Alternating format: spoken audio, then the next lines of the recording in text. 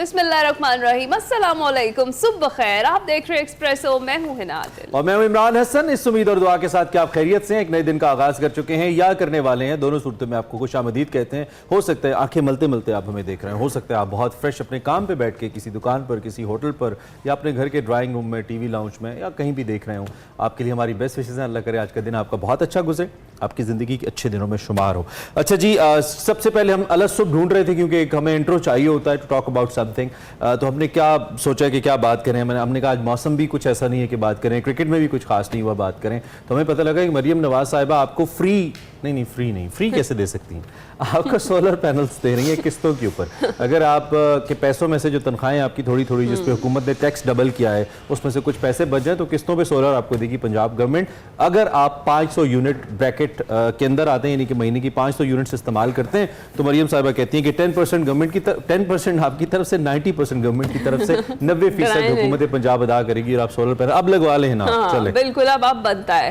तो solar panel जो है 5 साल की जो आसान इकसात हैं इन पर जो सार्फिन है उनको फराहम कर दिए जाएंगे और सर्दियों में किस्त निस्बतन इसकी कम होगी। बिजली की लागत में इजाफे और तवानाई के बहरान के पेश नज़र रोशन घराना प्रोग्राम जो है वो शुरू किया गया है, उसका फैसला किया गया है।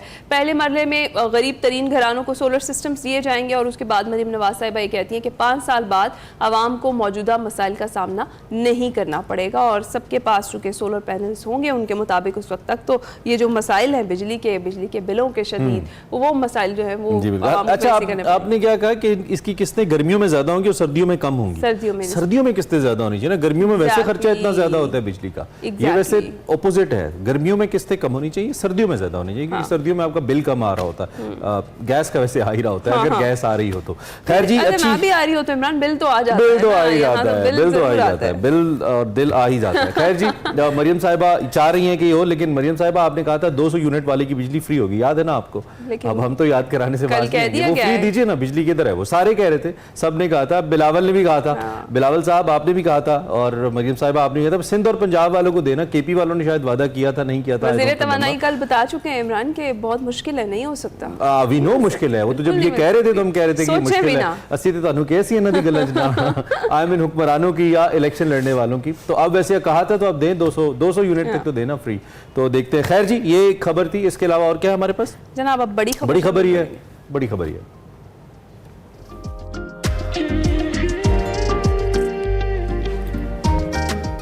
तो जनाब, सुप्रीम कोर्ट ने साबिक वज़ीर-ए-आज़म जुल्फ़िकार अली भुट्टो के जो केस है मार्शल लॉ हुकूमत के दौरान उनको फांसी दिए जाने के खिलाफ सदारती रेफरेंस पर तहरीरी राय जो है वो अब दे दी गई है।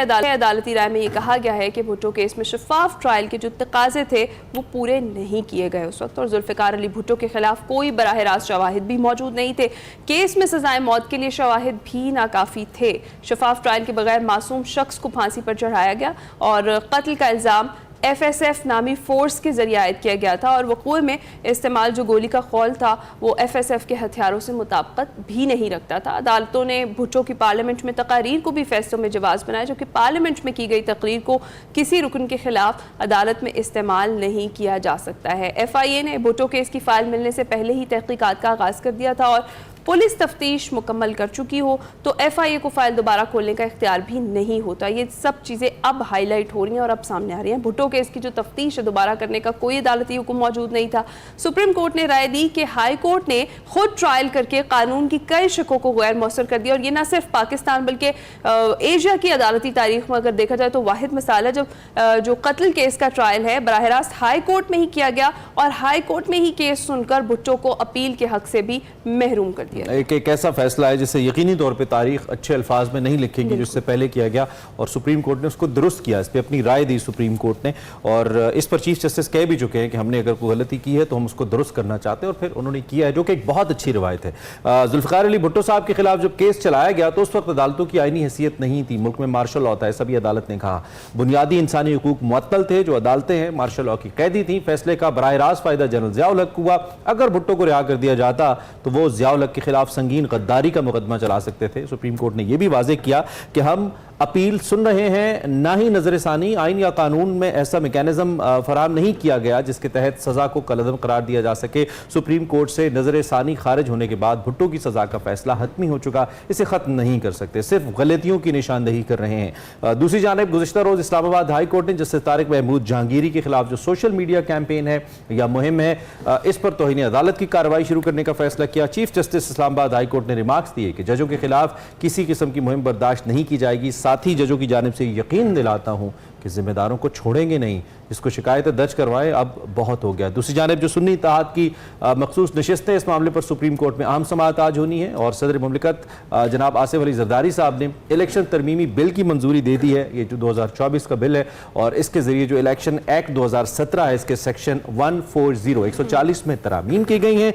सदर मुमलिकत ने बिल की मंजूरी आइन के आर्टिकल 75 के तहत दी है। ये कुछ आम डेवलपमेंट्स हैं जिनके बारे में आपको बता रहे हैं और कुछ जर्नलिस्ट को नोटिस भी जारी किए गए हैं कोर्ट की जानिब से, इस पे भी हम बात करेंगे। हमारे साथ माजिद निजामी साहब हैं, सीनियर सहाफ़ी हैं, तज्जियाकार हैं, उनसे ज़रा हम इस सारे मामले पे तज्जिया लेते हैं और बात करते हैं। Majid, thank you very much and good morning, आप कैसे हैं? ठीक ठाक हैं?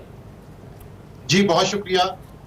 थैंक यू आपने हमें ज्वाइन किया। सबसे पहले तो ये जो जुल्फ़िकार अली भुट्टो शहीद केस है, इसको वक्त लगा, यकीनी तौर पे तारीखी तौर पे एक ऐसा फैसला है जिसको अदालती फैसलों की तारीख में कुछ अच्छे लफ्ज़ों से याद नहीं किया जाता था, लेकिन अब सुप्रीम कोर्ट से जब राय मांगी गई तो सुप्रीम कोर्ट ने राय दी है और इसमें उन्होंने जुल्फ़िकार अली भुट्टो को मुकम्मल तौर पर राइट ऑफ जस्टिस फराहम न करने के हवाले से राय दी है। आपका क्या टेक है इस पर? इस फैसले के बाद जो हमारी जुडिशियल हिस्ट्री है, इस पर क्या इम्पैक्ट आएगा और क्या ये आने वाले वक्त के अंदर जो फैसले हैं, जो डिक्टेटरशिप के ज़ेरे असर किए जाने वाले फैसले हैं, इनकेस अगर आगे भी कुछ खुदा न खास्ता ऐसा होता है तो क्या ये उस तारीख को दुरुस्त रखने में हेल्प करेगा हमारी? जी मुझे तो लगता है कि ये बहुत अहम फैसला है। उसकी वजह यह है कि इस हवाले से कानूनदान, दानिश्वर, सियासी कारकुन तो बात करते थे, लेकिन अदलिया की जानिब से ऐसी कोई चीज सामने नहीं आई थी। बुनियादी मसला वही है जिसे मैं मौजूदा हालात से कनेक्ट करना चाहूंगा कि जब मुकदमात के अंदर सियासी इंतकाम शामिल हो जाता है तो फिर आइन और कानून के तकाजे पूरे नहीं किए जाते, फिर सियासी इंतकाम को ही सामने रखते हुए सजाएं सुनाई जाती हैं। तो जुल्फ़िकार अली भुट्टो को इसमें ऐसे ही हुआ। अगर इन मुकदमात का शफाफ ट्रायल किया जाता तो हो सकता है नताइज भी मुख्तलिफ निकलते और नवाब कसूरी के कातलों को सजा भी मिलती। लेकिन जब जनरल ज़ियाउल हक ने अपने जाती मुफादात के लिए आइन और कानून को पसे पुश डाला तो फिर उसके नताइज मुख्तलिफ हुए।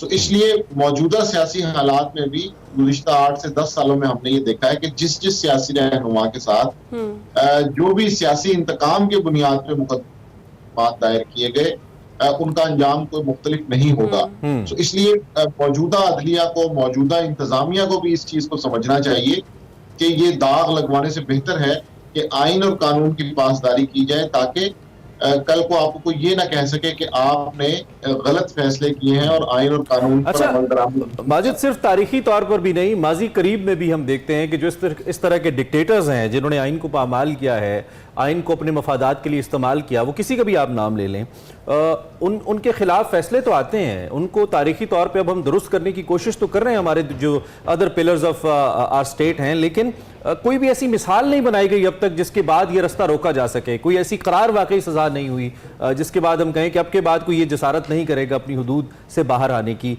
आप इसको कैसे देखते हैं? असल में पाकिस्तान की रियासत का मसला ये कि यहाँ पर एक अहम वक्त में बहुत से सालों में यहाँ पर डिक्टेटरशिप रही है, जमहूरियत उस तरह से मजबूत नहीं हो सकी। तो ये सारी चीजें हमें इदारों के अंदर भी नजर आती हैं, अदलिया के फैसलों में भी नजर आती हैं, इंतजामिया के इख्तियार में भी नजर आती हैं, इस्टेब्लिशमेंट के अथॉरिटी में भी नजर आती हैं। तो इसलिए जब हम डिक्टेटर्स की बात करते हैं तो मैं इसको आइसोलेशन में नहीं देखता, मैं इसको ऐसे देखता हूँ कि चूंकि मुल्क में एक बड़ा अरसा कई दहाइयां डिक्टेटरशिप रही है तो उसका असर इदारों पर भी पड़ा है। तो इसलिए जमहूरियत तभी पनपेगी जब उसे वक्त दिया जाए और उसे मजबूत किया जाए, और ये सियासतदानों का फर्ज है कि वो अपनी खोई हुई स्पेस खुद बहाल करें। अगर वो ऐसा नहीं करते तो फिर ये मामलात मेरा ख्याल है इसी तरह ही चलते रहेंगे। सही है। तो माजिद, इसमें सियासतदानों के साथ साथ जिस तरह से भी हम बात कर रहे हैं कि अपनी हुदूद में, तो ट्राइकोटोमी ऑफ पावर्स बड़ी ज़रूरी चीज़ है। अगर इदारे अपनी हुदूद में नहीं रहेंगे सब, तो इसी तरह की सिचुएशन हम देखते रहेंगे आगे भी। आपको लगता है कि ये सब डिक्टेटरशिप के असरात हैं जो अभी तक बाकी हैं? जी बिल्कुल, उसकी वजह ये है कि अदलिया ऐसे जरूरतमंदाना फैसले देने से डरती है।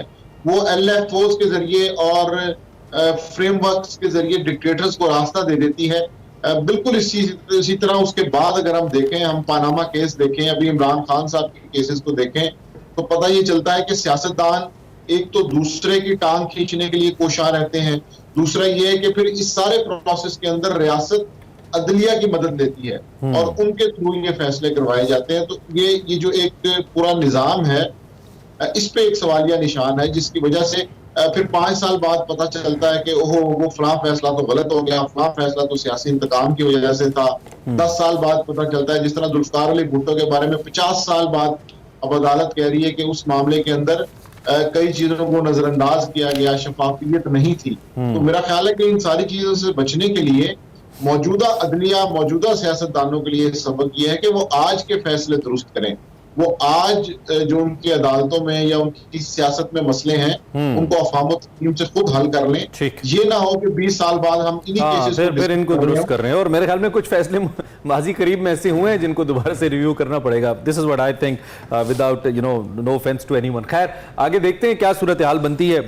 तौहीन अदालत के ऊपर भी इस वक्त, या जजेस की तौहीन के ऊपर, या कैंपेन के ऊपर भी इस वक्त कार्रवाई हो रही है। माजिद, हमने देखा एक ट्रेंड पिछले कुछ अरसे में, हम मोहतात रहते हैं, उन ताकतवर हल्कों की तरफ से मोहतात रहते हैं जिनसे हमें कुछ ये खतरा हो कि फिजिकली कुछ हमारे साथ होना चाहिए। हमसे मुराद जो लोग सोशल मीडिया यूजर्स हैं, इनमें कुछ साफी हजरात भी जरा ज्यादा फ्रंट फुट पे खेलते हैं, लेकिन हम परवाह नहीं करते when we talk about courts and जजेस। और ये बड़ा गैर जिम्मेदाराना रवैया है। इसका नुकसान एक तो अदालती निजाम को भी होता है, अगरचे कि आप एक दायरे में रहकर तनकीद कर सकते हैं, फैसलों पर तनकीद कर सकते हैं, लेकिन किसी की जात के ऊपर, किसी की जात को निशाना बनाना without any proof is never right. अब ये जो एक ट्रेंड निकला है, पहले तनकीद का और फिर अब उसका, सारी बात है, दूसरी जानिब से जवाब आ रहा है। कोर्ट अब चेक कह रही है कि हम देखेंगे कि ये कौन करे और एंड तक जाएंगे। आप क्या बीइंग साफी कैसे देखते हैं सारी सूरत हाल को?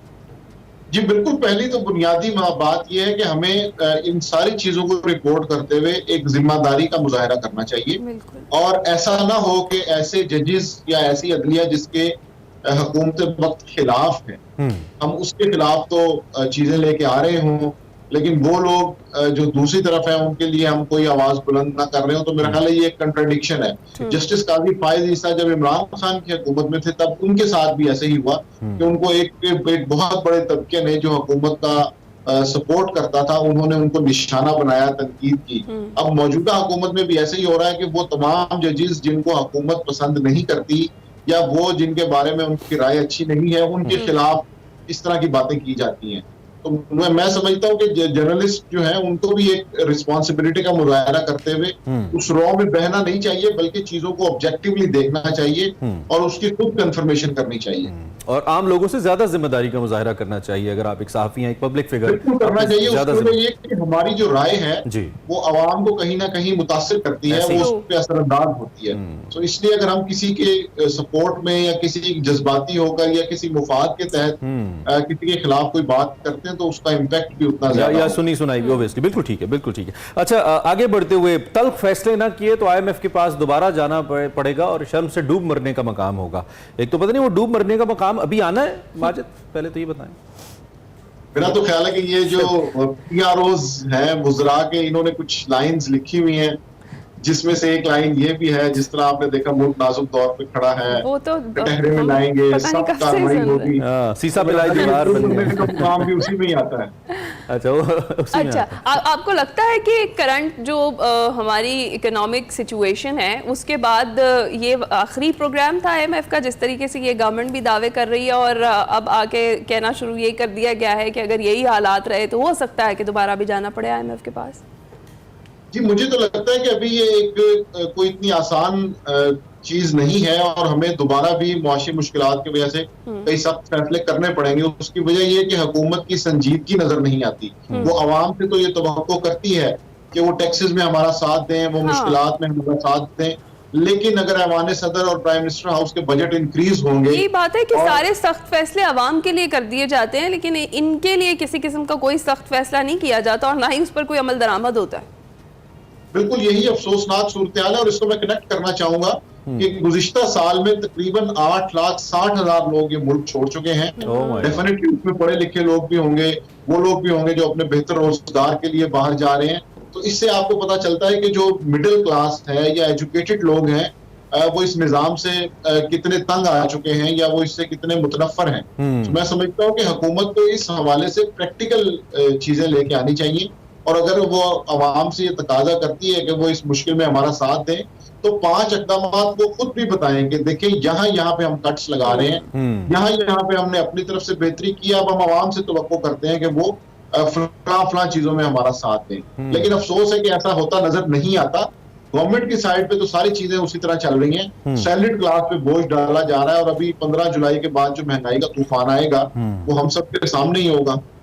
ऐसे ही है, ठीक कह रहे हैं आप। कहीं ना कहीं इदराक है हुकूमत को, जो ब्रेन ड्रेन का इतना मसला है, जो इतनी बड़ी तादाद में पाकिस्तानी चले गए हैं और सैकड़ों लाइनों में लगे हुए हैं, कहीं गलती से अगर आपको वीज़ा अप्लाई करना हो किसी मुल्क का भी, इवन मिडिल ईस्ट वगैरह का भी, तो उसमें भी अब 6-6 महीने और 1-1 साल का वेट है, क्योंकि इतनी ज़्यादा एप्लीकेशन है वहाँ पे, एम्बेसीज इतनी बिजी हैं। इसका कहीं माजिद निज़ामी साहब इदराक है आपके ख्याल में हुकूमत को कि ये कितना बड़ा मसला है? शायद मुआशी मसले से बहुत बड़ा मसला ये हो सकता है आगे आने वाले वक्त में।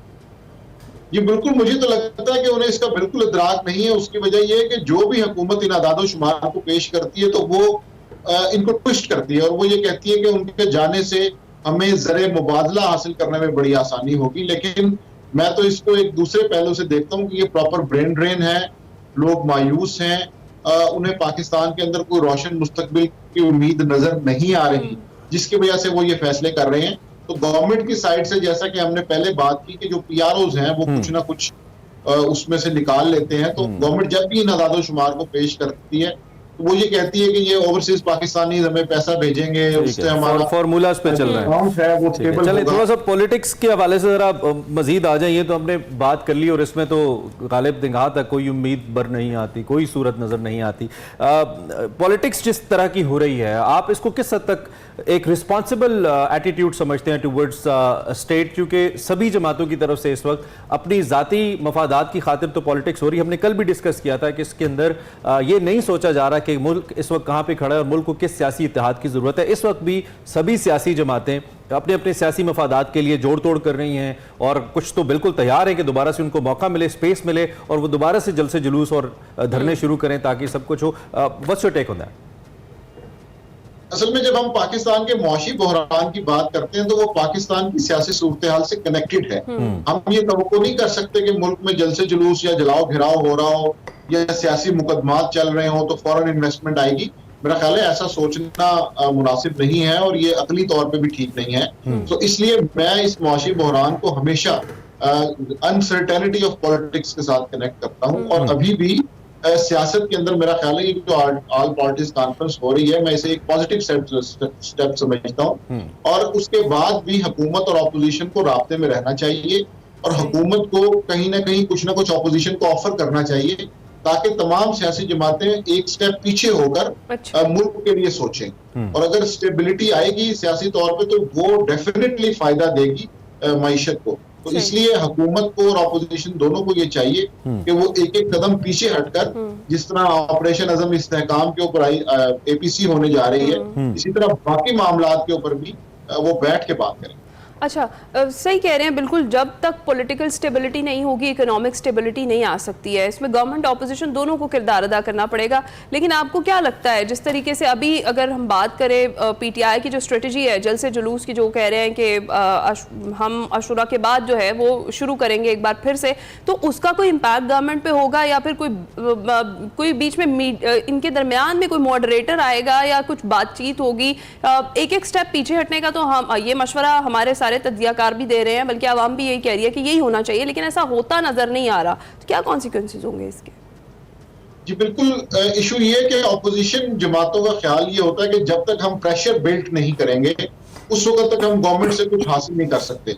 हालांकि इस चीज को नहीं होना चाहिए असूली तौर पे, बट ये पाकिस्तान की जो अमली सियासत है उसका एक अफसोसनाक पहलू है कि गवर्नमेंट भी उस वक्त ही रिएक्ट करती है कि जब उनके ऊपर कोई प्रेशर आए, कोई जलाओ घेराव हो, कोई जलसे जुलूस हो, उसका डेफिनेटली पाकिस्तान की मजमूई सूरत हाल को नुकसान होता है। ठीक है मजदी, आखिरी एक सवाल है मेरा, वक्त में सॉरी आपको इंटरप्ट कर रहा हूं। कल भी अमेरिकन व्हाइट हाउस के तर्जुमान की तरफ से स्टेटमेंट आई जिसमें उन्होंने कहा कि पुरतशद्दुद मुजाहरे नहीं होने चाहिए, लेकिन हम आज़ादी इज़हार राय के हक में हैं और उसमें जलसे जुलूस भी शामिल है और उसमें आज़ादी इज़हार राय ओवरऑल शामिल है। इससे पहले भी अमेरिकन कांग्रेस की तरफ से एक बड़ी इंपॉर्टेंट डेवलपमेंट हुई थी, आपको याद होगा।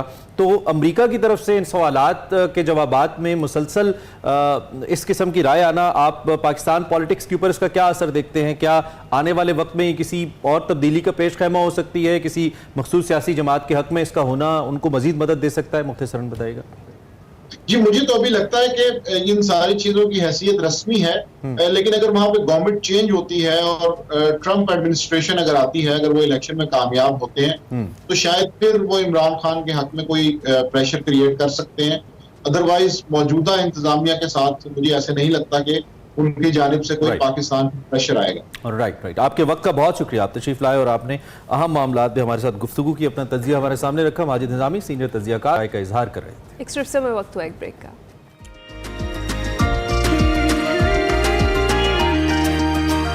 एक्सप्रेसो में एक बार फिर आपको खुश आमदीद। जब से समर वेकेशन इमरान स्टार्ट हुई है, पेरेंट्स का सबसे बड़ा मसला ये है कि बच्चों को इंगेज कैसे रखें। इसके लिए हम एक्सप्रेसो में मुख्तलिफ तरीके लेकर आते हैं। जी हाँ, बिल्कुल आते रहते हैं। इससे कबल भी हमने आपको समर कैंप्स के हवाले से बताया और आज भी जो उफेरा फैज़ है वो अलहमरा आर्ट्स काउंसिल में लगे एक समर कैंप में मौजूद है। कैसा समर कैंप है, यहाँ पर क्या क्या एक्टिविटीज़ हैं, ये जानते हैं।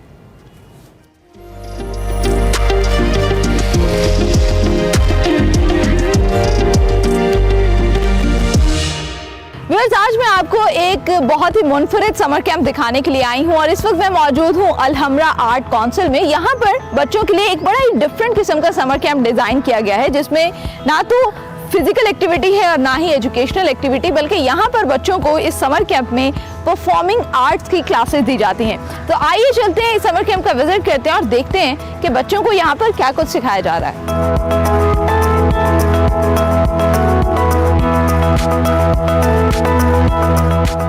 तो इस वक्त मैं कीबोर्ड क्लास के अंदर मौजूद हूँ और ये प्यारे प्यारे बच्चे यहाँ पर क्लास ले रहे हैं। इनसे हम बात करेंगे, पहले इनका नाम पूछते हैं। अस्सलाम वालेकुम। क्या नाम है आपका? ईसा। ईसा, मुझे ये बताओ कि क्या एज है आपकी? 6। तो कीबोर्ड सीखने का जो शौक है आपको वो कब से था? 25 अगस्त। 25 अगस्त से आपको शौक था? तो अब तक क्या क्या सीखा है आपने कीबोर्ड में? बाक्सर जमीन। बस। अच्छा, बच्चों की बेसिकली यहाँ पे अभी इनिशियल क्लासेस हैं और यहाँ पर इनिशियल स्टेजेस पे बच्चों को सिखाया जा रहा है, तो अभी इनको इतना नॉलेज नहीं है। लेकिन यहाँ पर एक बड़ी अच्छी चीज़ ये है कि इन्होंने नेशनल एंथम जो है उससे इन्होंने स्टार्ट किए है और उस पर ये प्रैक्टिस करते हैं, तो वो भी हम इनसे सुनेंगे। लेकिन इनसे नाम पूछते हैं, आपका क्या नाम है? राइद। राइद। और आपका क्या नाम है? आयरा। आयरा, मुझे ये बताओ कि क्या एज है आपकी? 8 ईयर्स के हो। तो शौक था आपको पियानो सीखने का या किसी ने कहा कि नहीं चलो ये सीख लो? शौक था। शौक था। अच्छा, तो सर जो पढ़ाते हैं, जो आपको क्लास देते हैं, उसके अंदर कोई डिफिकल्ट चीज लगती है जो समझ नहीं आती, जिस पे थोड़ा वर्कआउट करना पड़ता है? Definitely not. अच्छा, आप मुझे बताओ राइट, अभी तक आपने क्या सीखा है? नेशनल एंथम और दिल दिल पाकिस्तान। अच्छा, दिल दिल पाकिस्तान भी सीख ली है। चलो अब मुझे जरा दिल दिल पाकिस्तान की आप टोन में जाके दिखाएंगे? जबरदस्त। तो अभी मैं आप तीनों से रिक्वेस्ट करूंगी कि आप तीनों नेशनल एंथम प्ले कर दो।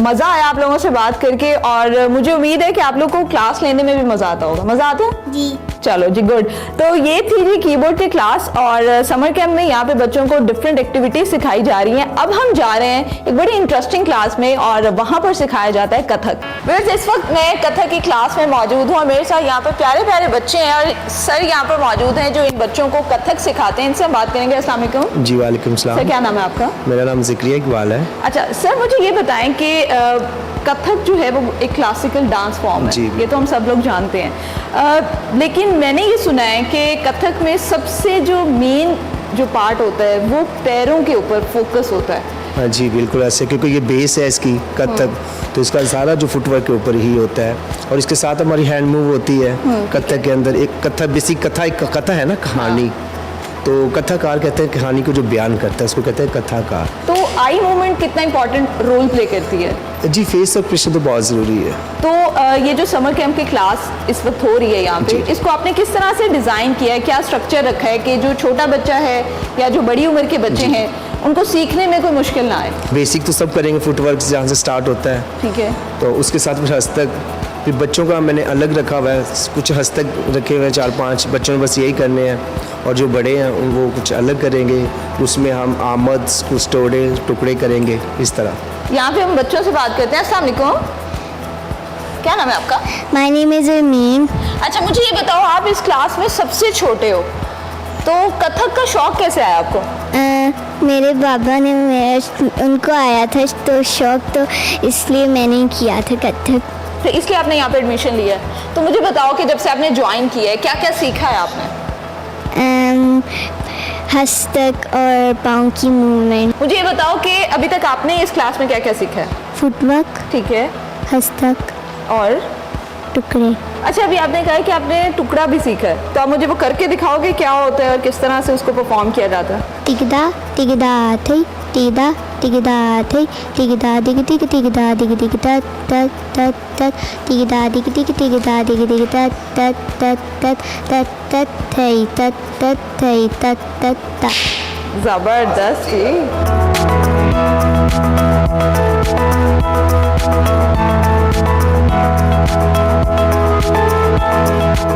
अस्सलाम वालेकुम। वालेकुम सलाम। क्या नाम है आपका? बुरहान। बुरहान, मुझे ये बताओ, ये क्या कह रहे हो आप? ये मैंने क्ले से हाथ बनाया है। हाथ बनाया है, और ये हाथ किसका है? मेरा। आपका अपना हाथ है? अच्छा, वाह, वैसे इसमें काफ़ी आपने डिटेल्स दी हैं, आपने नेल्स भी बनाए हैं, आपने इवन ये रिंकल्स भी बनाए हैं, नकल्स भी बनाए हुए हैं। यस।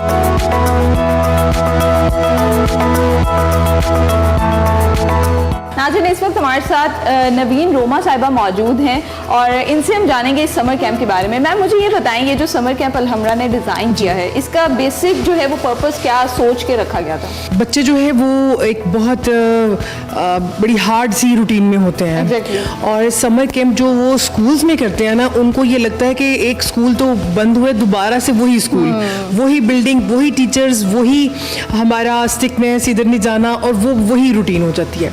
जब आप अपने स्कूल से हटकर कहीं जाते हो तो तब इंजॉय करते हो कि ये है समर कैंप।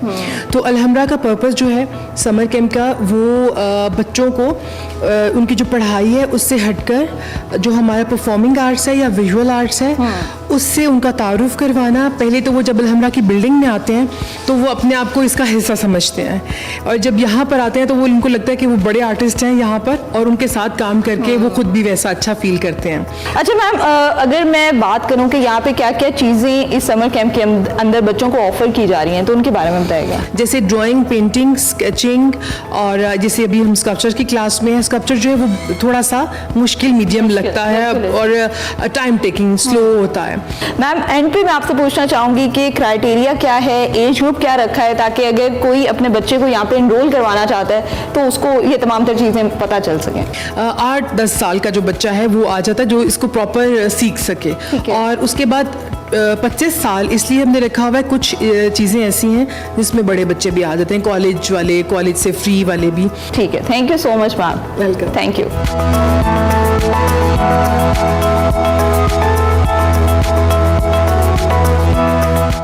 तो बस ये था अलहमरा का समर कैंप। अगर आप चाहते हैं कि आपका बच्चा परफॉर्मिंग आर्ट्स का हिस्सा बने तो डू विजिट दिस प्लेस। इसी के साथ मुझे दीजिए इजाजत और देखते रहिए एक्सप्रेसो।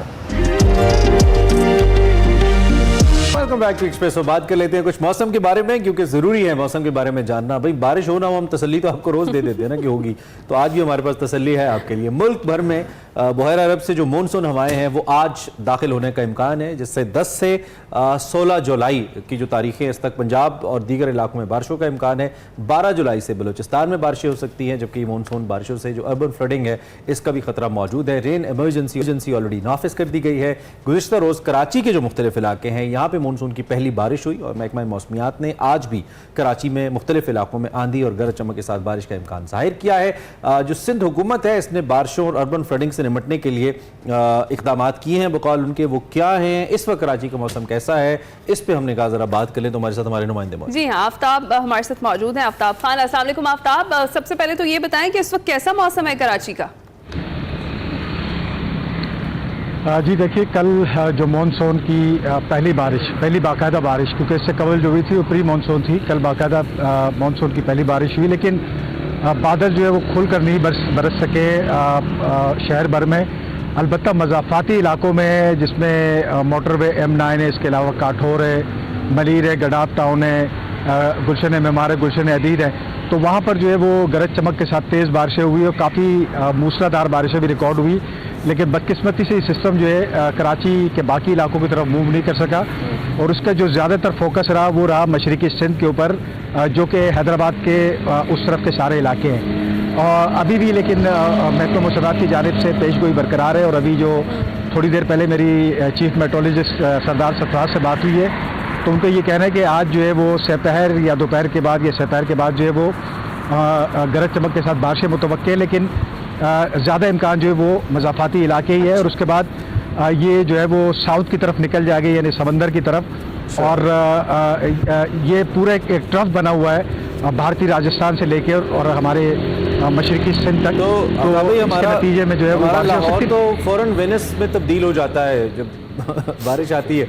आपके कराची की क्या सूरत हाल है? क्या कुछ वेनिस जैसे, पेरिस जैसे कुछ मनाजिर नज़र आ रहे हैं वहाँ पे भी इस मुख्तसर बारिश के बाद? नहीं, बिल्कुल नहीं, क्योंकि जी कल जब ये बारिश हुई थी, सबसे ज़्यादा बारिश जो सरजानी में 7 मिलीमीटर रिकॉर्ड हुई और सबसे कम केमाड़ी टाउन में 1 मिलीमीटर रिकॉर्ड हुई। लेकिन इसके असरात के नतीजे में ये रहा कि कल जो है वो रात गए तक जो है कराची में गहरे बादल छाए रहे, जिसकी वजह से मौसम कदरे बेहतर था। लेकिन इस वक्त की अगर मैं बात करूं तो फिर दोबारा वैसे ही जो है वो हब्स की कैफियत पैदा हो रही है, और समुद्री हवाओं की रफ्तार बहुत कम है, क्योंकि सिस्टम की वजह से, सिस्टम इस वक्त फ़ज़ाओं में मौजूद हो, उसकी वजह से जो है वो शुमाली जो बलूचिस्तान की हवाएं उसका भी थोड़ा सा असर इस वक्त शहर के ऊपर मौजूद है। तो बुनियादी तौर पर इस वक्त जो है मौसम गर्म और मरतूब है कराची में। फिलहाल गर्म और मरतूब है।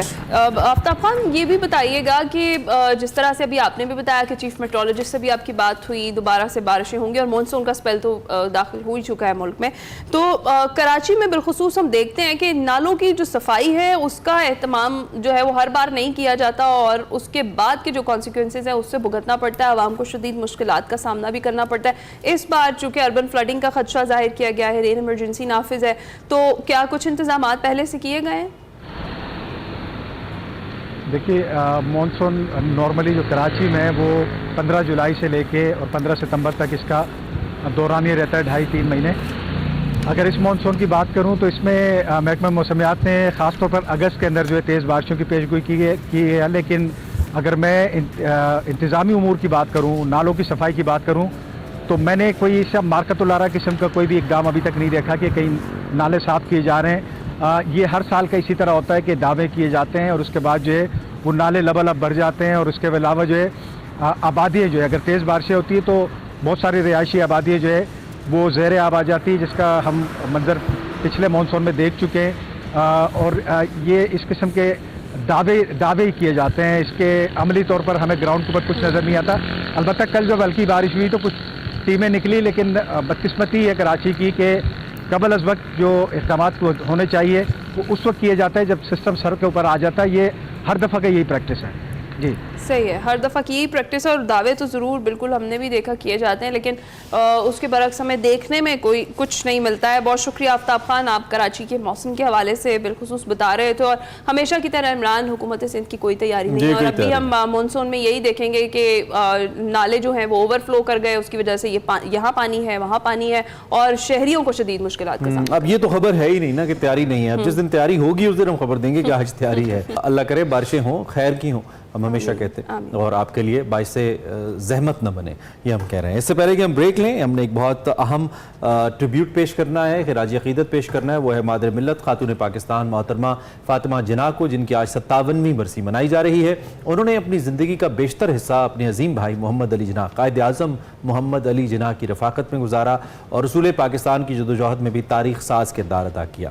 मोहतरमा फ़ातिमा जिन्ना 30 जुलाई 1893 को कराची में पैदा हुई, और बचपन से ही अपने भाई मोहम्मद अली जिन्ना से बेइंतहा मोहब्बत करती थी। आला तालीम हासिल की, डेंटल सर्जन बनी। पाकिस्तान बनने के बाद बैरूनी कर्ज़ों, पसमानदा इलाकों में साइंटिफिक एजुकेशन, निसाब में इस्लामी इक़दार, पार्लिमानी दस्तूर की तश्कील में ताख़ीर, और खारजा पॉलिसी के खिलाफ गैर मुतवाज़िन रवैयों के खिलाफ हुकूमत की तवज्जो दिलाई, और वतन अज़ीज़ में आमरीत का डट कर मुकाबला किया। फ़ातिमा जिन्ना क़याम पाकिस्तान की जद्दोजहद में भी कायद आज़म के शाना बशाना रहीं। कायद आज़म की वफ़ात के बाद उन पर बहुत मुश्किल वक्त भी आया। फ़ातिमा जिन्ना के खिताब पर पाबंदी भी लगा दी गई। फ़ातिमा जिन्ना ने अपने भाई के मिशन को आगे बढ़ाया। आपने 1955 में माय ब्रदर के नाम से किताब लिखी, जो 32 बरस बाद 1987 में शाया की गई, और कराची में फ़ातिमा जिन्ना के नाम से मंसूब डेंटल कॉलेज भी कायम किया गया है। फ़ातिमा जिन्ना ने 1965 में सदारती इंतखाब में हिस्सा लिया, और मोहतरमा फ़ातिमा जिन्ना 9 जुलाई 1967 को कराची में इंतकाल करके उन्हें अपने अजीम भाई के मज़ार के हाथे में ही सुपुर्द खाक किया गया। एक ब्रेक लेते हैं, ब्रेक के बाद दोबारा हाजिर। प्रोग्राम के दूसरे हिस्से में खुशामदीद। आज का हमारा segment mind matters the silk route के हवाले से वकार अहमद मलिक और मोहम्मद अब्दू आज बात कर रहे हैं। क्या बात कर रहे हैं, दिखाते हैं।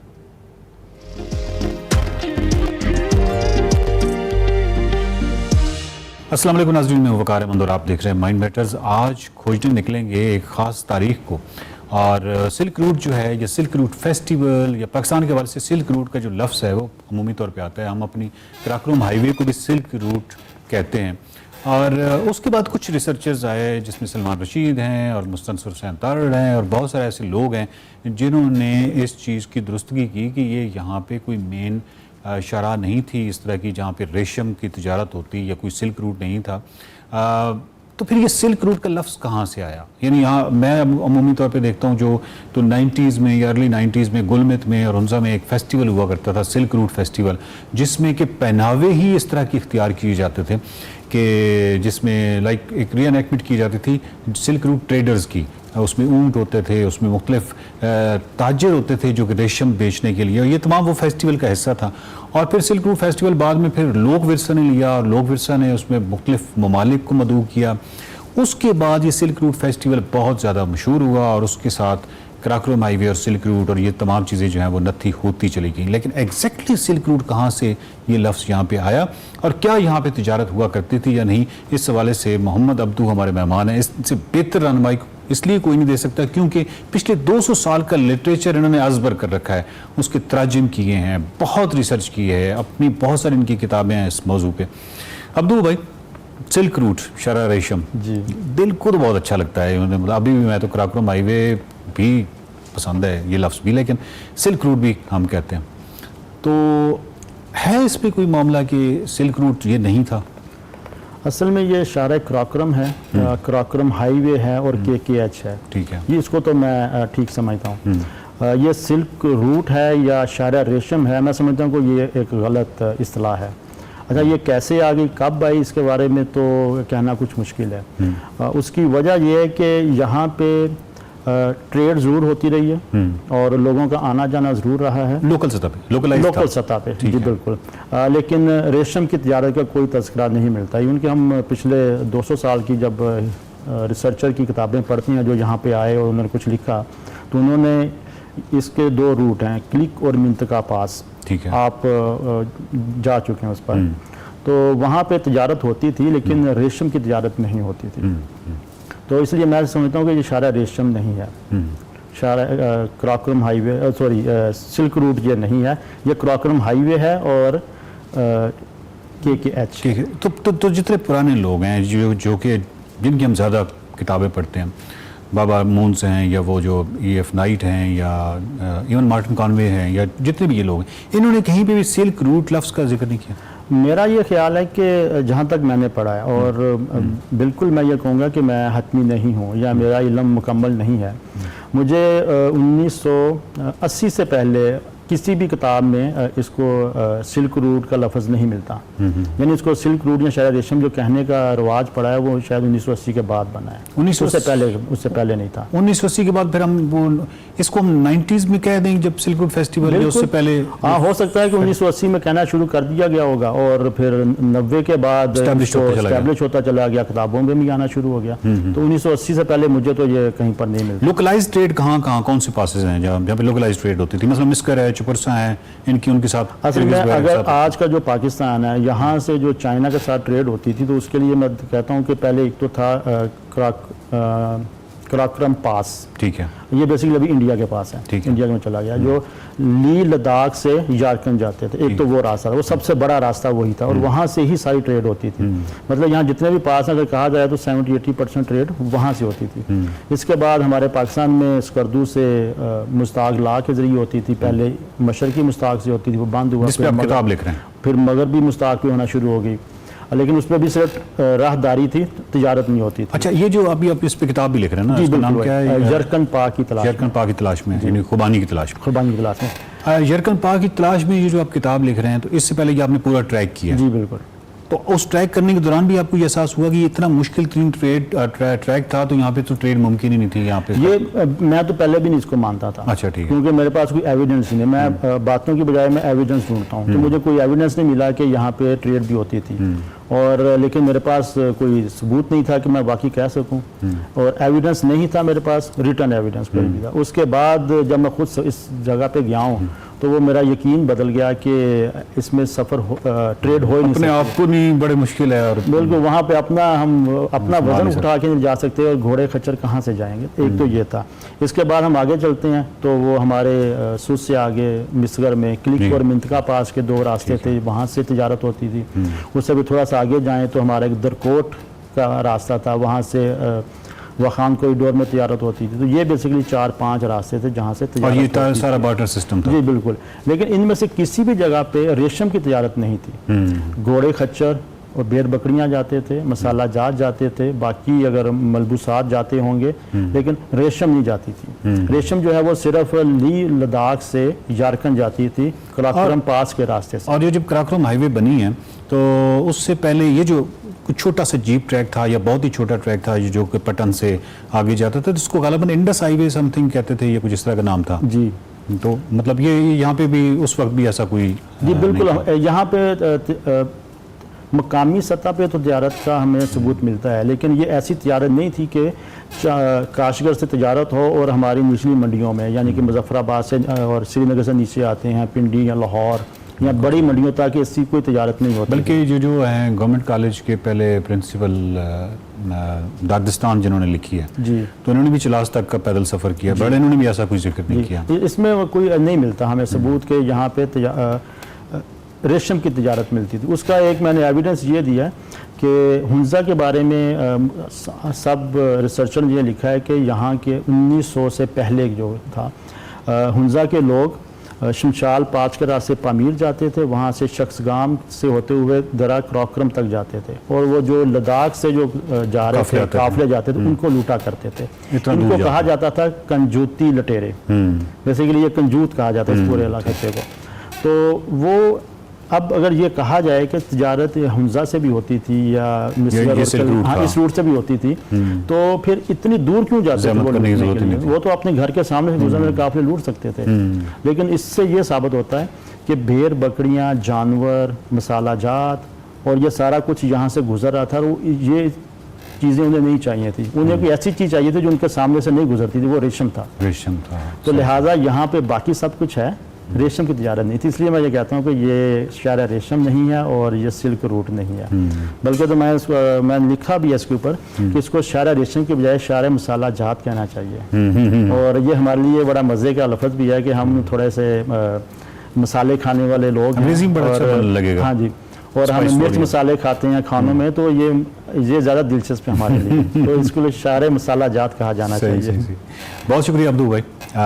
नाज़रीन, बात यह है कि बहुत सारी चीज़ें जो हैं वो चाहे गलतुलाम हों, चाहे तारीख़ के हवाले से दुरुस्तगी ना हो और फिर वो ज़ुबान ज़द आम हो जाएं और बाकायदा, लेकिन उसके बावजूद एक ऑब्जेक्टिव एनालिसिस या एक मारूज़ी और एक ऐसा ज़हन जो कि रिसर्च ओरिएंटेड हो, उसका काम है कि खोज में निकले और तारीख़ की एक दफ़ा दुरुस्तगी करना जो है वो बहुत ज़रूरी है।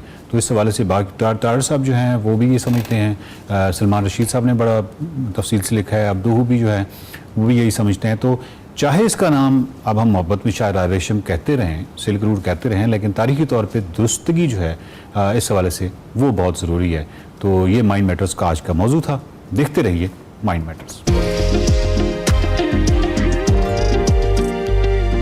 Welcome back to Expresso. अब आपकी मुलाकात करवाते हैं एक्सप्रेसो हीरो से। जी हाँ, पाकिस्तान के हसनैन अख्तर, जिन्होंने सऊदी अरब में जारी एशियन अंडर 21 स्नूकर चैंपियनशिप जीत ली। मोहम्मद हसनैन अख्तर ने फाइनल में हम वतन और दिफाई चैंपियन एहसन रमज़ान को शिकस्त दी है और बेस्ट ऑफ 7 फ्रेम्स पर मुश्तमिल फाइनल जो टाइटल है हसनैन ने 3 के मुकाबले में 4 फ्रेम से जीता। पाकिस्तान ने दूसरी मरतबा एशियन अंडर 21 स्नूकर चैंपियनशिप जीती है। मजीद बात कर लेते हैं हसनैन हमारे साथ। जी हसनैन, वेलकम टू एक्सप्रेसो, क्या हाल है? जी अल्हम्दुलिल्लाह, बहुत अच्छा लगा हमें आपसे मिलके और बहुत खुशी हुई आपके टाइटल जीतने पे। इस टाइटल के हवाले से बताइए, कैसे इसको एम किया, इस तक कैसे पहुंचे और क्या बहुत मुश्किल था इसको जीतना? जी सबसे पहले तो मैं अल्लाह ताला का बहुत शुक्र अदा करता हूँ कि मुझे पहली दफ़ा मौका मिला यहाँ तक पहुँचने का और यहाँ खेलने का मौका मिला और मैं फर्स्ट टाइम ही विन किया। तो इस बात पे ही मैं खुश हूँ, मैं इस बात पे ही बहुत शुक्र अदा करता हूँ अल्लाह ताला का कि मुझे बस वहाँ खेलने का मौका मिला। अच्छा, तो हसनैन पहला ही इवेंट आपने खेला और जीत अपने नाम कर ली, मेडल ले लिया, मतलब क्या फीलिंग्स हैं, क्या इस टाइम कैसा महसूस कर रहे हैं? जी बहुत अच्छा लग रहा है, जैसे मैंने बताया कि अल्लाह का बस इसमें शुक्र है कि मैं वहाँ पहुँचा, मैं वहाँ खेला, तो बस बहुत मजा आया वहाँ खेलने में भी, तो मैंने एंजॉय किया। तो अच्छा, वैसे तो अंडर 21 खेले हैं, लेकिन आपकी एज क्या है हसनैन? आप तो बड़े यंग लग रहे हैं हमें। 15 साल को 15 साल के हैं। ओह, तो स्नूकर कब से खेलना है यार? पैदा होते ही शुरू कर दी? 2019 जुलाई 2019 में मैं सबसे पहले मोहम्मद अली जिन्ना यूनिवर्सिटी में टेबल देखी थी, जहाँ मेरे वालिद साहब होते हैं। तो वहाँ मैंने टेबल देखी, तो वहीं से फिर शुरू किया मैंने। तो 5 साल हो गए मुझे खेलने। यानी कि 5 साल हो गए। उस वक्त आप 10 साल के थे जब आपने खेलना शुरू किया। ऐसा क्या है जिसने आपके अंदर इतना शौक पैदा किया कि आप प्रोफेशनली इतने अच्छे प्लेयर बन गए? ऐसा क्या था आपके अंदर, क्या अट्रैक्ट किया आपको इस गेम के अंदर? बस वो पहली दफा टेबल देखी थी यहाँ पर यूनिवर्सिटी में, बस मैं रोज आने लग गया, खेलने लग गया। फिर पापा ने देखा कि मुझे शौक हुआ है, तो वो भी सपोर्ट करने लगे फिर मुझे। अच्छा, तो इसमें मेरे वालिद साहब की बहुत ज्यादा सपोर्ट है, तो उसके जिसकी वजह से मैं आज यहाँ पे हूँ, तो उनके बहुत ज्यादा सपोर्ट है। बिल्कुल बिल्कुल, फैमिली सपोर्ट बड़ा मैटर करती है। अच्छा बताइएगा, आपने जो दिफाई चैंपियन है पाकिस्तान के ही एहसन रमज़ान को शिकस्त दी, ये आपका मुकाबला कैसा रहा? कितना चैलेंजिंग था, कितना टफ था? ये भी बहुत टफ था। उससे पहले मैं क्वार्टर फाइनल में मैं 3-1 डाउन था, वहां से मैंने 4-3 कमबैक किया, तो वो भी बहुत टफ मैच था। लेकिन ऐसा रमजान क्योंकि एक सीनियर प्लेयर है, तो मैं उनसे खेलते वक्त यही सोचा था कि मैं सीखने को मिलेगा, बहुत सारी चीजें सीखूंगा। तो मैंने अपनी बेस्ट प्ले किया वहां पे, मैं पूरी कोशिश की और अल्लाह ने कामयाब किया। ऐसा क्या है जो एहसन ने नहीं किया और आपने किया जिसकी वजह से आप जीत पाए इसको? एहसन रमजान क्योंकि अच्छे प्लेयर है, उन्होंने अपनी तरफ से एक बहुत अच्छी सेव की थी कि उनको पूरा यकीन था कि बॉल मिलेगी। लेकिन मैंने एक डू और डाई वाली सिचुएशन थी, मैंने कहा ट्राई ले लेता हूँ, नहीं गई तो हार गए, चली गई तो फिर मैं अपना आगे और अच्छा कोशिश करूंगा। तो मैंने ऐसी ट्राई की, फिर वो बॉल चली गई और जब फिर वहीं से मैंने गेम उलट हो गई ऐसी। और क्या was it a straight stroke जो आपने खेला या फिर उसके अंदर कोई ट्विस्ट था जिसकी वजह से आपको लगता था कि शायद ना जाए? नहीं, वो लॉन्ग शॉट था तो मैंने कहा कि ट्राई ले लेते हैं यार, इधर उधर जो भी आर या पार वाला काम था फिर। अच्छा, इसमें एक्यूरेसी कितनी जरूरी है? क्योंकि एक तो ये होता है कि आप एम कर रहे होते हैं लेकिन आप ज्यादा श्योर नहीं होते कि मैं कर पाऊंगा, लेकिन समटाइम्स मैंने कुछ ऐसे प्लेयर्स को भी देखा है जो बता के कहते हैं कि मैं इसको करूंगा एंड दे डू इट। तो इसमें एक्यूरेसी कितनी इंपॉर्टेंट है और क्या ये एक्यूरेसी प्रैक्टिस से आती है या टैलेंट है आपका, नेचुरली आपके अंदर होता है? देखिए, टैलेंट तो होता है लेकिन जो प्रैक्टिस आप जितनी तो वो एक्यूरेसी उसी में से आती है। जितनी आप प्रैक्टिस करेंगे तो एक्यूरेसी खुद ही आती है।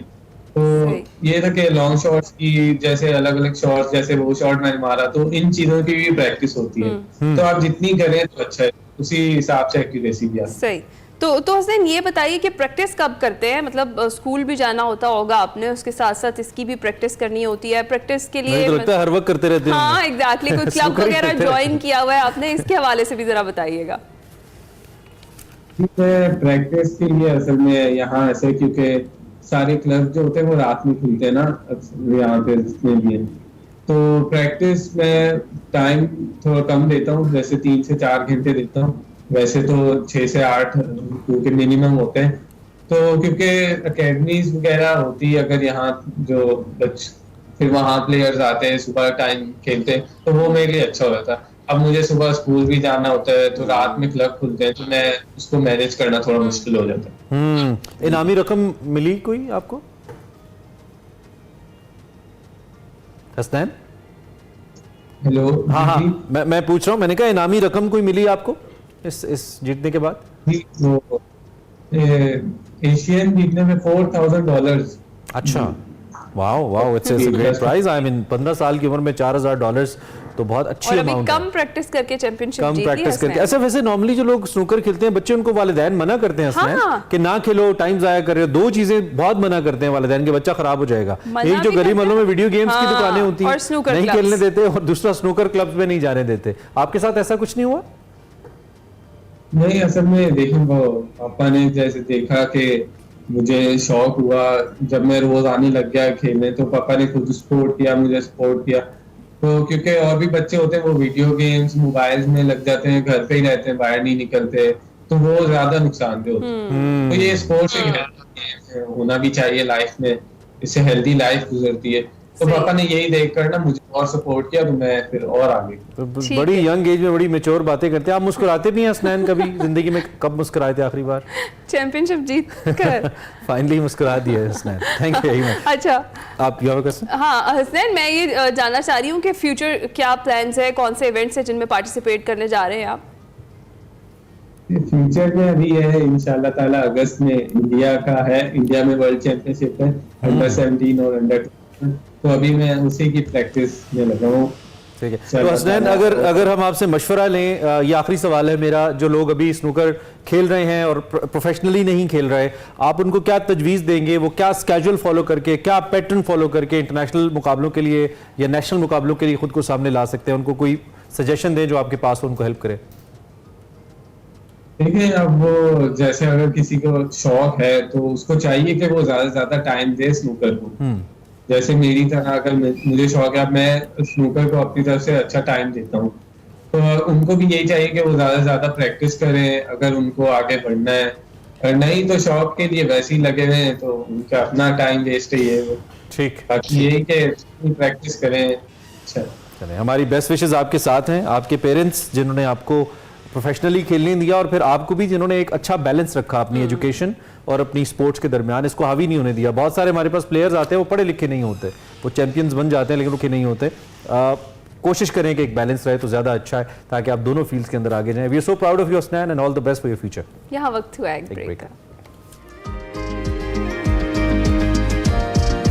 Welcome welcome back to Expresso. जनाब, हम बात करने जा रहे हैं क्रिकेट की, और क्रिकेट में वो सर्जरी जो भी होनी है जिसके लिए डॉक्टर्स की जो टीम है वो बैठ रही है और सलाह मशवरे कर रही है, मुशावरत जारी सारे है। कंसल्टेंट्स हमें नजर आ रहे हैं एग्जैक्टली, और ये विजुअल्स आप देख सकते हैं। हमने इंडिया भी दिया था कल इसी तरह की एक मीटिंग का। पीसीबी के जो सरबराह है मोहसिन रजा नकवी साहब, उन्होंने इस मीटिंग को जो है वो शेयर किया और ज़रा ये बताते हैं कि इस इजलास में 15 से ज़्यादा साबिक टेस्ट इंटरनेशनल क्रिकेटर्स ने कौमी क्रिकेट में बेहतरी के लिए मुख्तलिफ जो सजेशंस है वो दिए। चेयरमैन पीसीबी ने मिलकर काम करने और इन सजेशंस की रोशनी में पाकिस्तान डोमेस्टिक और दूसरे मामलात में बेहतरी लाने की यकीन दहानी भी कराई है। और बोर्ड ज़रा ये बता रहे हैं कि इजलास में साबिक कप्तान जावेद मियांदाद और राशिद लतीफ़ को भी मदऊ किया गया था, लेकिन जावेद भाई नासाजी तबीयत की वजह से नहीं आ सके, जबकि राशिद लतीफ़ ने पहले से तय मसरूफियात की बिना पर माजरत कर ली। और ये जो इजलास था इसके बाद जो गैर रस्मी गुफ्तगू हुई उसमें मोहसिन रजा नकवी साहब का ये कहना था कि डोमेस्टिक क्रिकेट पर तबादला ख्याल किया है, सब ने बेहतरीन मशवरे दिए, अब फैसलों में तसलसल के साथ फिटनेस पर बहुत ज़्यादा जोर दिया। मोहसिन नकवी ने वाजे किया कि बाबर आजम की कप्तानी पर अभी कोई बात नहीं। चले, अब इसमें आप कहेंगे इसमें क्या नई बात है जो हम बता रहे हैं। अब नई बात थोड़ी जानने की कोशिश करें। मसद यूसुफ अंजुम साहब मौजूद हैं, हमारे दोस्त हैं और कवर करते हैं क्रिकेट को एक अरसे से। आप इनका तज्जिया सुनते हैं, रिपोर्टिंग भी देखते हैं, तो आज ज़रा पूछते हैं। वेलकम टू एक्सप्रेसो, क्या हाल है आपके? ठीक ठाक? ठीक ठाक। कुछ ताज़ा तरीन, कुछ मुख्तलिफ भी हुआ है या वही बस वो खाया पिया? इमरान, इस तरह की मीटिंग जो हर जब डिबेकल होता है, जब भी कोई नया चेयरमैन आता है, इस तरह की मीटिंग्स होती हैं, सब उसको बुलाया जाता है। कल भी इस तरह की मीटिंग हुई थी जिसमें होप्स हो के कुछ बेहतर हो सके, क्योंकि अभी तक तो बेहतर जितनी भी मीटिंग पहले हो चुकी हैं वो उसमें कुछ नज़र नहीं आया।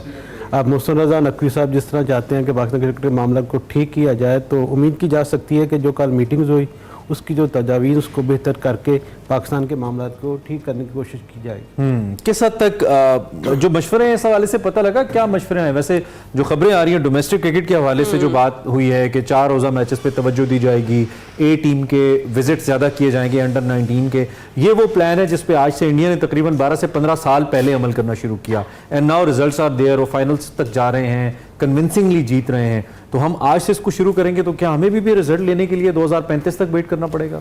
इमरान, तजावीज़ तो बहुत अच्छी हैं कि पहले जो डोमेस्टिक उसको ठीक किया जाए, 4 रोज़ा क्रिकेट को ज़्यादा किया जाए, अंडर 19 अंडर 16 को ज़्यादा किया जाए, लेकिन उस पर जो फैसला साज है वही बैठे हुए हैं जो पिछले कई बरसों से पाकिस्तान क्रिकेट का बेड़ा गर्क करने में पेश है, जो पीसीबी के लोग पीसीबी के लोग हैं। जब तक उनको ठीक नहीं किया जाता, वहाँ पर नए लोग नहीं लाए जाते हैं, वहाँ पर प्रोफेशनलिज्म को फ़रोग नहीं दिया जाए, उस वक्त तक कुछ बेहतर होने वाला नहीं है। मोहसिन नकवी साहब चाहते हैं कि जो मामला हैं वो अच्छे हों, लेकिन उसके लिए उनको प्रोफेशनल टीम बनाने की ज़रूरत होगी, नए चेहरे सामने लाने होंगे। तजावीज़ वही हैं जो पहले से भी दी जा रही हैं कई बरसों से, लेकिन हुआ तो अभी तक कुछ नहीं है। वही मामला आते हैं, टीम की जो परफॉर्मेंस है वो नीचे जा रही है, और इसमें जो सिलेक्शन कमेटी है उस पर भी वहाँ पर बात हुई है। कोचेस के हवाले से भी तनकीद की गई कि जो हमारे कोचिंग का म्यार उसको बेहतर करने की जरूरत है, सिलेक्शन हमारी अच्छी नहीं है। खासतौर पर पाकिस्तान टीम के हवाले से भी एक क्रिकेटर ने वहाँ पे क्या गैरी कर्स्टन, अजहर महमूद को एतराज हुआ है या पहले से? नहीं, पहले से जो चीज़ें चल रही हैं, क्योंकि ये मोहसिन नकवी साहब से पहले से काफ़ी चीज़ें आ रही थी, और हर बंदा जब भी बात करता है आईसीसी T20 वर्ल्ड कप की परफॉर्मेंस को सामने रख के बात करता है, तो सिलेक्शन का म्यार अच्छा नहीं था। आपने देखा कि ओपनर्स की तादाद बहुत ज्यादा थी, इसी बात का तज़किरा कल मीटिंग में भी हुआ, और कोचिंग के हवाले से भी थोड़े रन नहीं बने जितने ओपनर्स थे। तो यूसुफ अंजुम साहब, जिस तरह से अभी आपने भी जिक्र किया है कि सबसे पहले बोर्ड में तब्दीली नागुज़ीर है, इस हवाले से भी बातचीत हुई कल की मीटिंग में? देखिए, हमारी जो उनसे बात हुई तो उसमें तो उन्होंने इंदिया दिया था कि मैं बहुत कुछ चेंज करने वाला हूँ, बहुत सी तब्दीलियाँ कर चुका हूँ, बहुत से नए लोगों को सामने लाया। बोर्ड की तब्दीलियाँ? बोर्ड की तब्दीलियाँ भी जरूरी, जब तक बोर्ड में तब्दीलियाँ नहीं होंगी उस वक्त मामला बेहतर नहीं होंगे।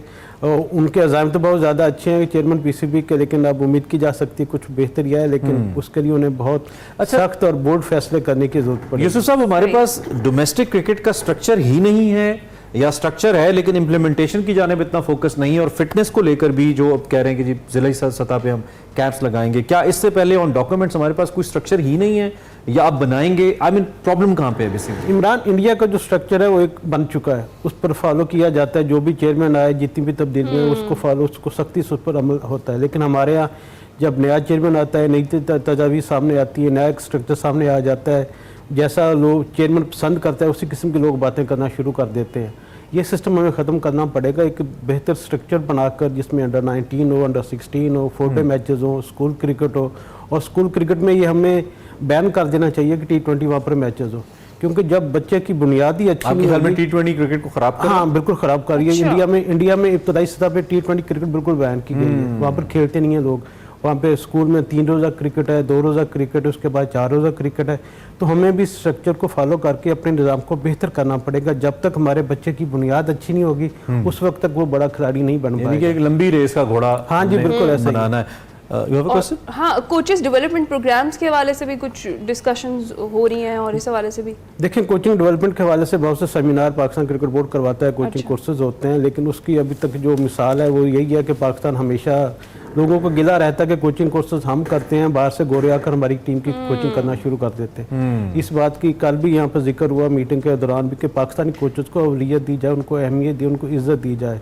लेकिन हमारे यहाँ ऐसा होता नहीं है। जो भी चेयरमैन आता है वो चाहता है कि एकदम से रिजल्ट बदलना शुरू हो जाए। नाम है मोहम्मद अकरम की मिसाल हम ले सकते हैं कोचिंग को लेकर, आई मीन इंटरनेशनल लेवल के। मुश्ताक अहमद कोच करते रहे, उमर गुल रिसेंटली अफगानिस्तान को कोच करते रहे। अब देखिए मिसवाला का कल वहाँ पे जिक्र हुआ कि मिसवाला का सीधा टेस्ट क्रिकेट खेले, उसके बाद रिटायरमेंट हुआ और उन्होंने बगैर किसी कोचिंग के तजर्बे के वो सीधा एकदम से टीम का मामला तो उन्होंने संभाल लिया। तो इस किस्म के फैसलों से थोड़ा सा हमें एतराज़ करना पड़ेगा। बेहतर एक कोचिंग पैनल सिस्टम बनाकर कोचिंग कोर्सेज करवाकर उसमें जो अच्छे कोचेज होंगे उनको आप अहमियत दें और उनको टीमों के साथ लगाएं, फिर रिजल्ट का इंतजार। कल कुछ प्लेयर्स नाला भी नजर आए। तौसीफ भाई की बात आप लोग करते गालिबन, मैं तो मिस कर गया उस न्यूज़ को, लेकिन आप बात कर रहे थे, क्या ऐसा हुआ उनको बुलाया नहीं गया, नाराज थे या वो भी नासाजिए तबीयत की वजह से नहीं आ पाए? सिर्फ जावेद मियां साहब को उन्होंने पहले से कहा था कि मेरी तबीयत ठीक नहीं है, तो हालांकि जावेद भाई का जिक्र आया तो तौसीफ भाई का आना ही चाहिए था।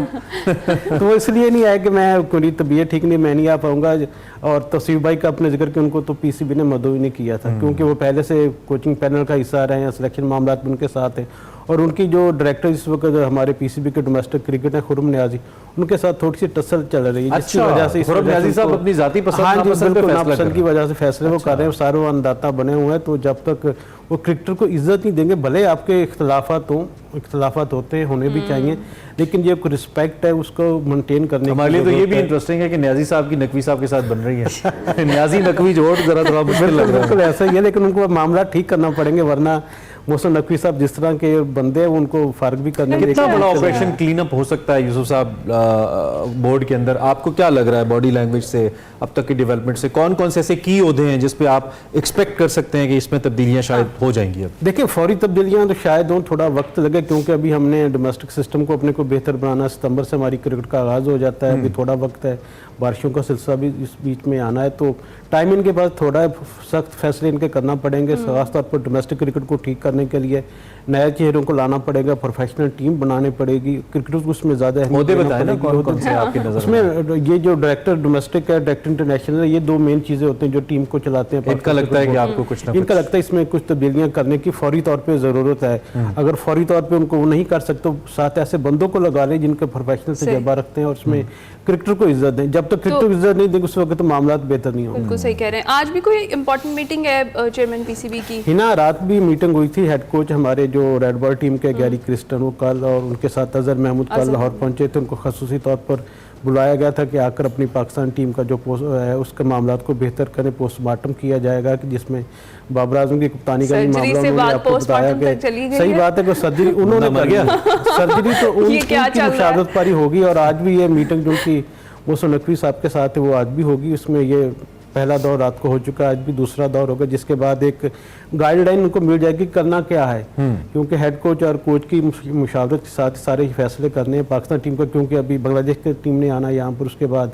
हमारी जो वाइट बॉल की टीम है उसने नवंबर में ऑस्ट्रेलिया में जाना है, तो उससे पहले फैसले करने पड़ेंगे और थोड़ा सा मैं तो सोच रहा हूँ मोहसिन नकवी साहब इतने फैसले कैसे करेंगे, डाटा बहुत है, बहुत डाटा है, सारा दिन वजारत की मीटिंग करते हैं, शाम को क्रिकेट की मीटिंग, फैसला मुश्किल हो रहा है। चले लेट्स सी वो कम्स आउट। जी यूसुफ भाई थैंक यू वेरी मच, आप तशरीफ लाए और आपने हमसे बात की इस मामले पे। क्या है जी ताज़ा तरीन और हमने आपको बताया, अल्लाह करे कुछ बेहतर हो। ब्रेक पे जाएंगे हम।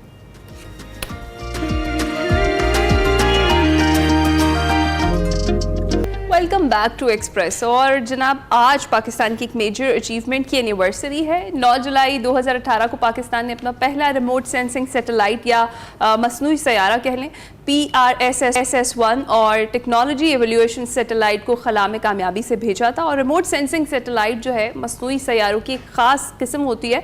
इससे ज़मीन के जो मनाज़र हैं वो साफ, शफाफ या हाई रेजोल्यूशन तस्वीर जो है उसकी ली जाती है। दुनिया में चंद ही ऐसे ममालिक हैं जो रिमोट सेंसिंग सैटेलाइट का कंट्रोल रखते हैं। इसके मकासद क्या हो सकते हैं और ये कितनी बड़ी अचीवमेंट है, इस पर आज हमने बात की। बिल्कुल, हमारे साथ शहजाद दुरानी साहब मौजूद हैं जो कि GM स्पेस टेक्नोलॉजी विंग है स्पार्को में इस वक्त मौजूद है। उनसे ज़रा जानने की एक तो इसके बारे में कोशिश करते हैं कि what it is actually about और इसका फिर फ़ायदा अब तक हमें क्या हुआ है या आगे क्या हो सकता है। थैंक यू वेरी मच, बहुत शुक्रिया आप तशरीफ़ लाए। कैसे हैं आप, ठीक ठाक हैं? अल्हम्दुलिल्लाह, अस्सलाम वालेकुम, थैंक यू वेरी मच।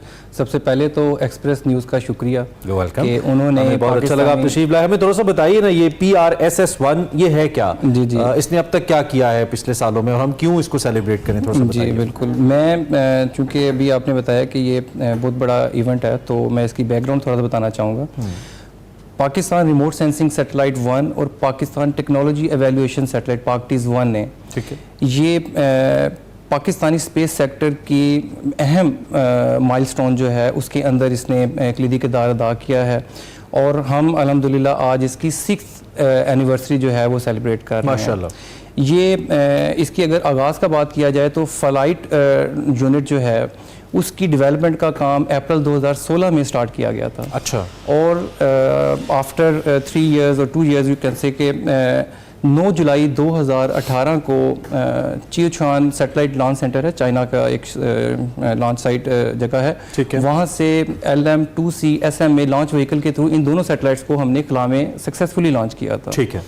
अगर मैं इनकी टेक्निकल स्पेसिफिकेशंस की बात करूं तो PAKTIS-1 ने जो है उसको कम्प्लीटली डिज़ाइन, डेवलप, टेस्ट और मैन्युफैक्चर इधर पाकिस्तानी साइंसदान ने पाकिस्तान में ही किया था। अच्छा, ग्रेट। जबकि PRSS-1 सैटेलाइट जो है उसको हमने चाइना के ताउन से बनाया था, जिसमें पाकिस्तानी साइंसदान ने उधर जाके काम किया था, उनके साथ मिल के वर्क किया था, जॉइंट वेंचर काम किया था।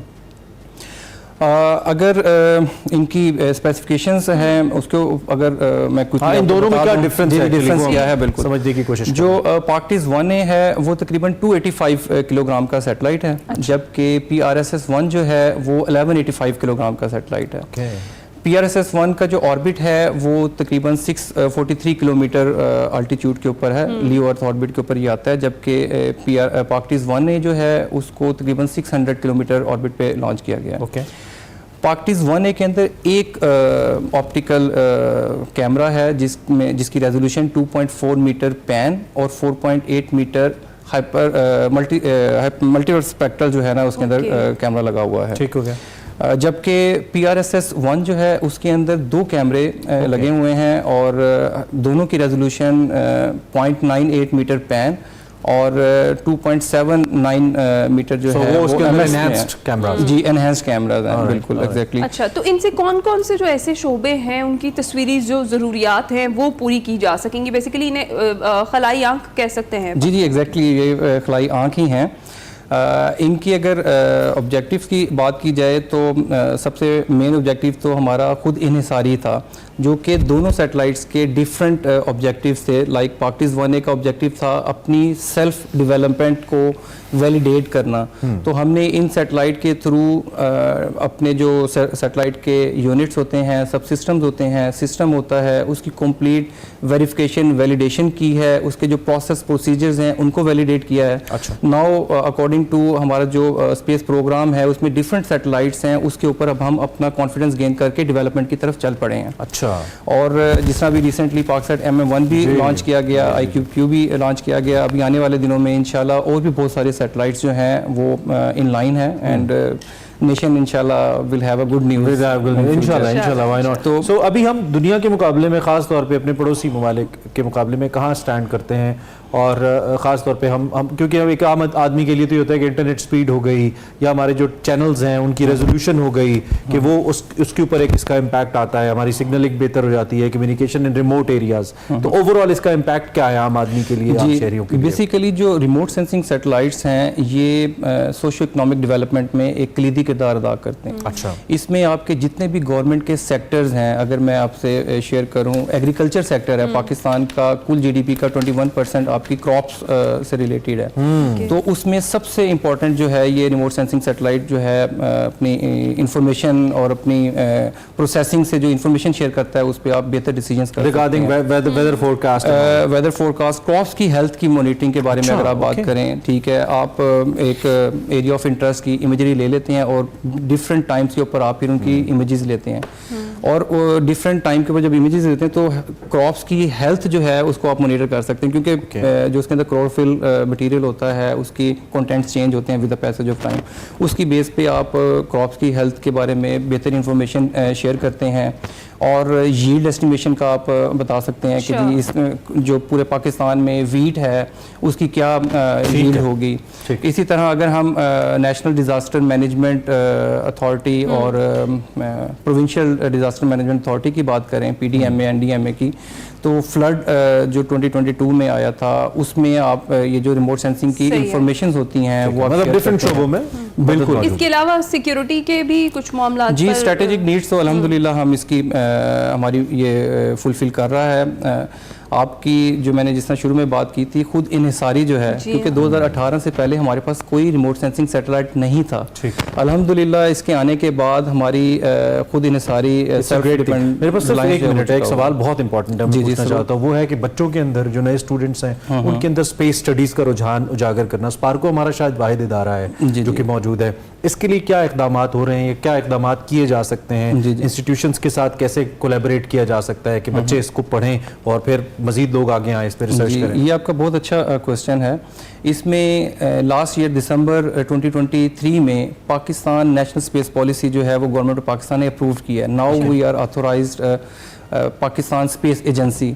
उसके अंदर 8 जो हैं हमारे डिफरेंट फील्ड्स हैं जिसको हमने डिफ़ाइन किया है और उसके ऊपर वर्कआउट करना शुरू कर दिया है, जिसमें एक जो है जो आउटरीच प्रोग्राम है, यूनिवर्सिटीज़ हैं, स्कूल्स हैं, उनके कोर्स हैं, सिलेबस है, उसके अंदर मॉडिफिकेशंस हैं, उनको ट्रेनिंग देनी है।